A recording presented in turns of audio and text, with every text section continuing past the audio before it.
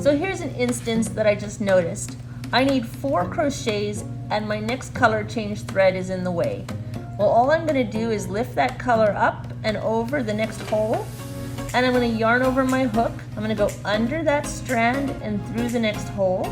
I'm going to complete my 4th light green.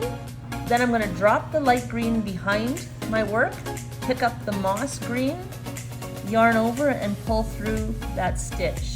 Now I work the moss green in the next stitch. Alright, so this is row 2, and in this instance I've just done 18 black. So I just pick up the strand of the next bobbin, which is brown. I yarn over and I pull through.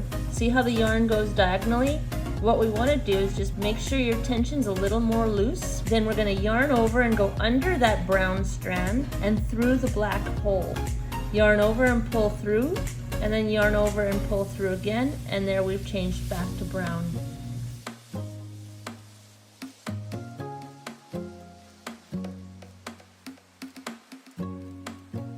And again, I'm holding tension with my middle finger and my thumb. Make sure your tension is tight, because if it's not tight, that's where you might have problems of it falling out. It's all about holding that tension.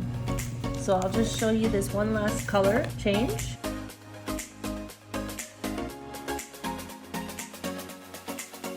Under that diagonal thread, through the next hole, yarn over, pull through both, yarn over, pull through again.